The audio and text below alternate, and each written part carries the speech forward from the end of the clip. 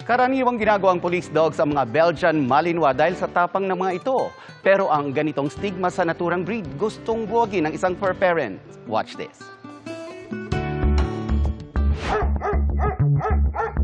Sa mga breed ng aso, ang Belgian Malinois, kilalang fierce at maangas ang dating. Kaya karaniwan silang nagiging police dogs. Ang Sparkle host and content creator na si Mark Oliveros, aminadong iniiwasan ng iba ang kanyang Belgian Malinois fur babies na sina Max, Kobe at Dos. Kasi iba yung Belgian Malinois, ang iniisip nila, ano siya, parang aggressive, ganun. Pero sa totoo po, handa silang sumalo ng bala para sa'yo. Ang assurance ni Mark, hindi raw sila dapat katakutan. Minabuti ni Mark na ma-enroll sila sa isang dog school for everyone to see na obedient and gentle ang mga doggy.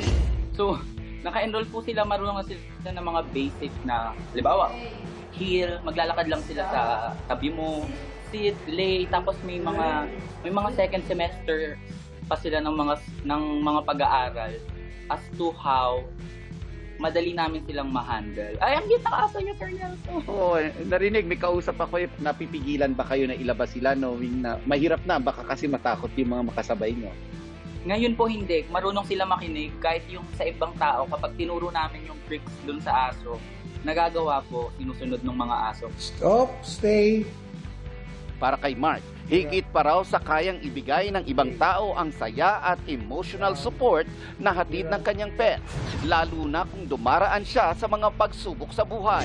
Pagpapasok ka ng pinto, galing ka sa nakakapagod na araw, sasalubong sila na para bang miss na excited silang makita ka. Yun po yung best feeling ever lagi.